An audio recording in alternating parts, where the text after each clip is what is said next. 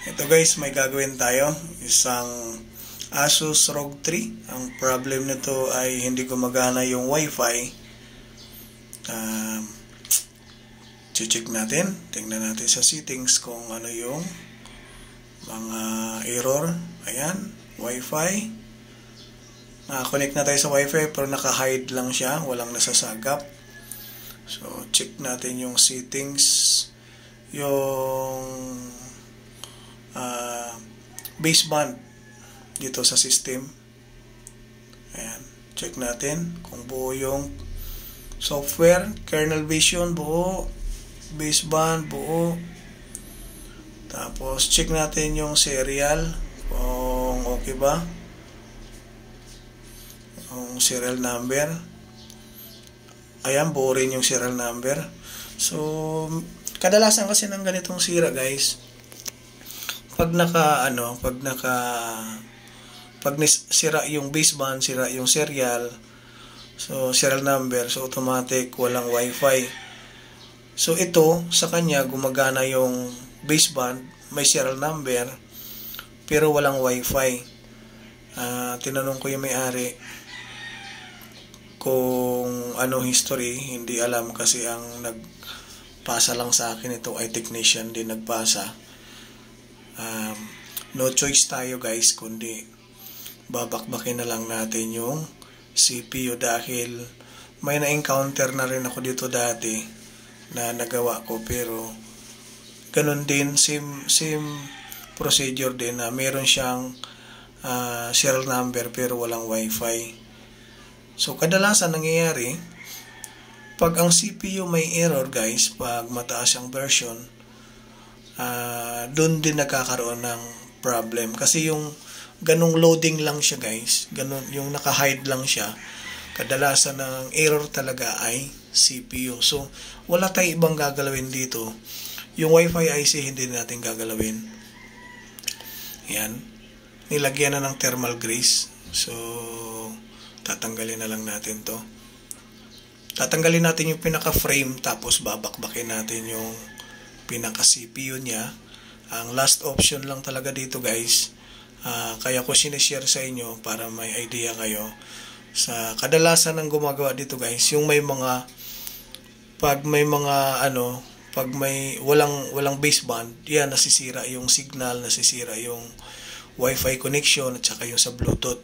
Pero ito kakaiba guys dahil kompleto lahat siya pero hindi gumagana yung Wi-Fi. Yan. So wala tayong gagawin dito kundi tatanggalin na lang natin yung CPU, tapos babakbakin natin, saka natin i-re-reball. Yun lang ang last option guys, kasi wala ako nakitang error sa Wi-Fi dahil yung Wi-Fi IC niya napakalinis. So dito na lang tayo mag-proceed sa CPU. Yan. Medyo risky lang ito guys dahil buhay ang unit, tapos kailangan dobling ingat tayo dito dahil binigay sa atin may power. Dapat pag binakbak natin at binalik natin, dapat may power din. So yun yung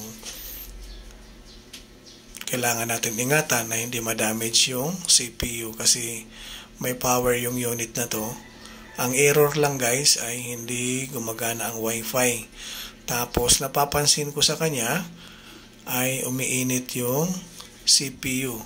So kadalasan kasi ng umiinit na CPU, yun ay mataas ang version. Kaya ang may share ko sa inyo guys, kung may ganito kayong unit, i-downgrade nyo na lang para hindi masira yung mga system niya. Kasi pag nasira yung CPU, dahan-dahan na nagkakaroon ng error. Minsan nawawala yung ibang application, hindi na nag-work.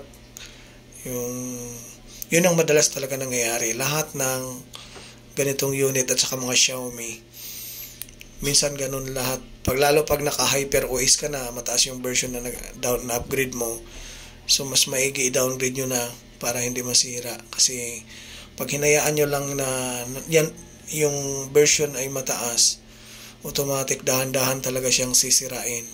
Ito nga guys, napakasimple lang oh. Malinis, buo yung baseband, buo yung serial, pero walang wifi.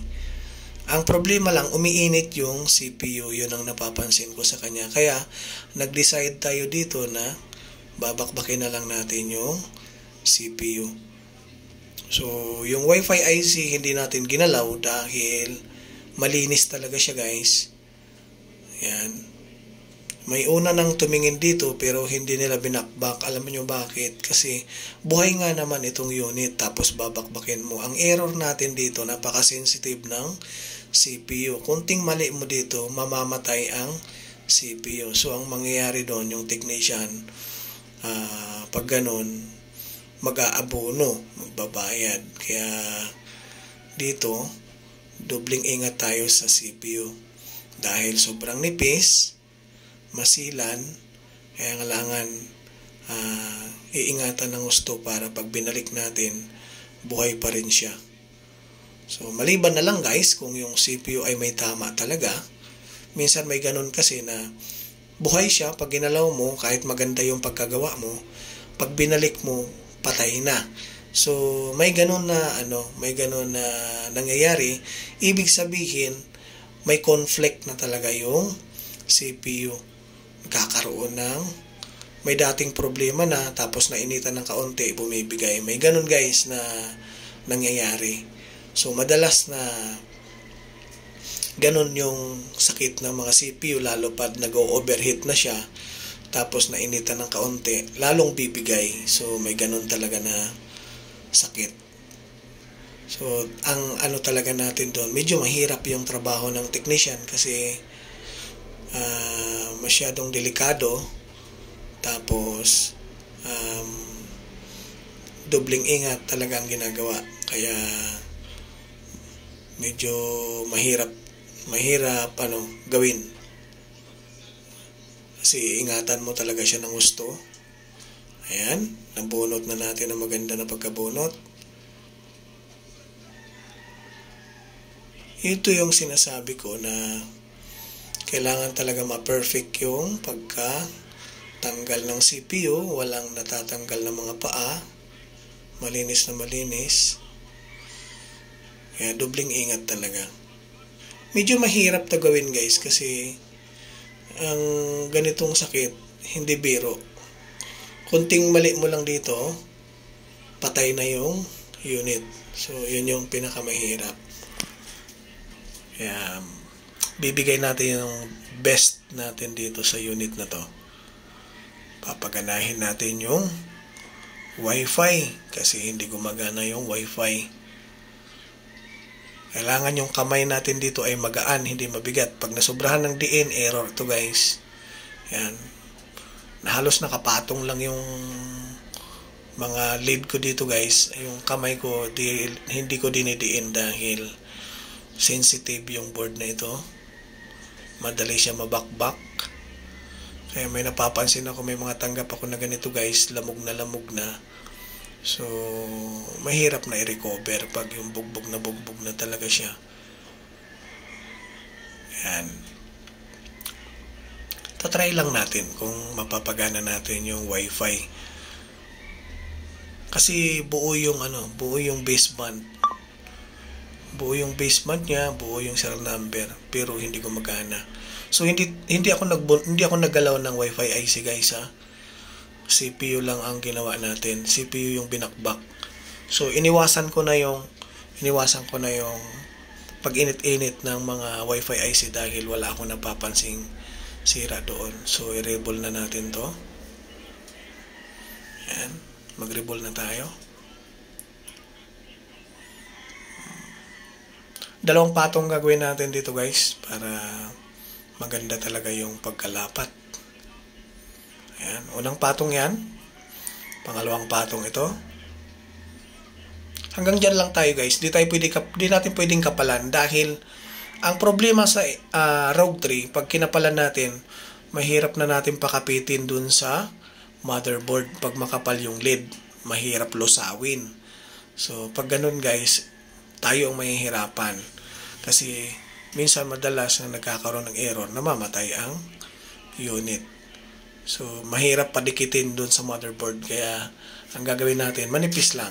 So, pangalawa, yung pinakailalim ng CPU to guys. Nilagyan natin. The same pa rin, dalawang patong lang para hindi tayo mapakapal yung gawa. Kasi pag manipis lang siya guys, mas maganda, mas mabilis natin mapakapit. So, hindi magbababad yung hot air ng matagal doon sa motherboard. Yun yung pinakamaganda doon. Ayan na. Papatong na natin. Babalik na natin. Maglalagay tayo ng kaunting flux. Konting-konti lang talaga para lang siya mabasa. Para ilalapat lang natin yung CPU. Ayan.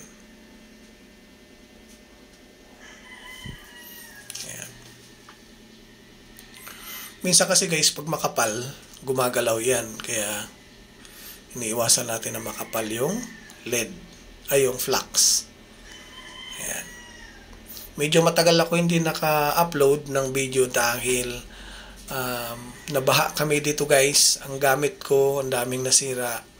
So, ginawa ko pa. Yung iba nga, hindi pa natapos. Kaya, medyo... Yung tubig kasi dito, biglang laki yung tubig sa amin nung bumagyo. Yung Karina na bagyo. Kaya yung tubig umabot ng kilikili sa bahay. Grabe yung nangyayari sa amin dito. So, pasensya na dun sa mga customer ko na hindi ka agad-agad nagawa. Dahil yung ibang mga gamit ko pang gawa, inayos ko muna. Yun yung, kaya natigil ako guys na mag-vlog. Sobrang tagal ko hindi naka-vlog. Kasi maraming nasira sa gamit ko. Ayan. Yung short killer ko, nasunog, nabasa din.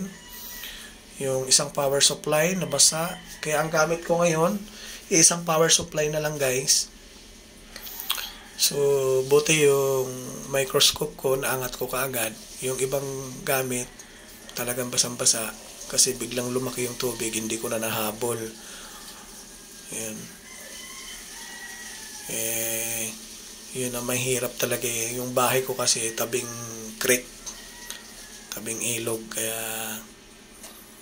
doon tayo natamaan.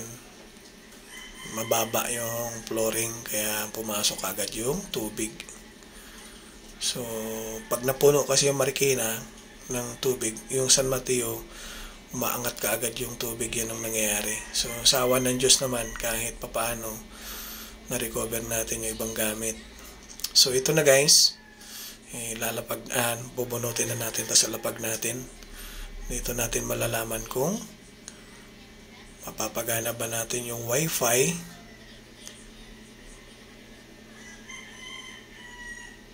Ayan. Medyo baliktad yung pagkalagay natin. Dito natin malalaman kung mapapagana ba natin guys. Kung bago ka sa channel ko guys, palike na lang, pa-subscribe para lagi kayo ma-update sa mga bagong upload natin. So sa mga nagtatanong guys, doon sa comment section, may mga number ako na nilagay. So pasilip na lang kung gusto nyo mag-inquire.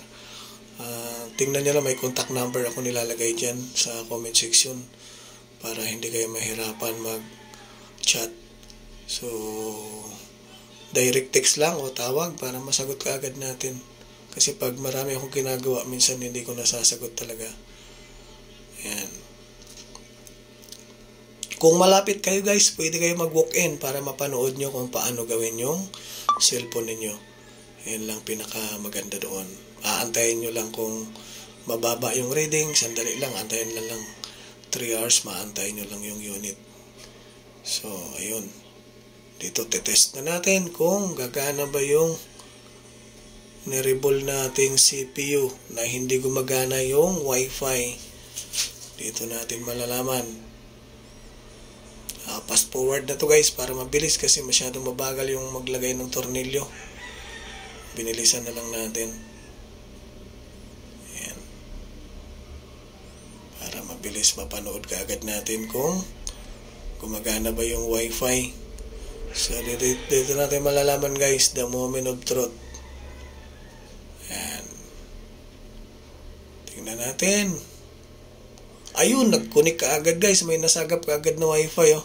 Kanina hindi nakakasagap yan. So ayos. At least nakakonect na tayo guys oh. Check natin sa YouTube.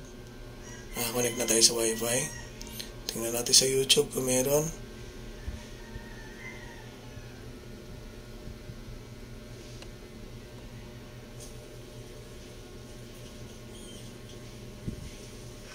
Ayun. Okay. Panalo tayo dito guys. Natsambahan natin. So, see you in the next video ulit guys. So, maraming salamat. Kung bago ka sa channel ko, huwag kalimutan mag-subscribe para lagi kayo ma-update sa mga bagong upload natin. Ayan. Gumagana na siya. Check natin sa video ko. So, ito yung channel ko, Hardtech Vlog, Hardtech Repair. Sa page, meron din, Facebook page.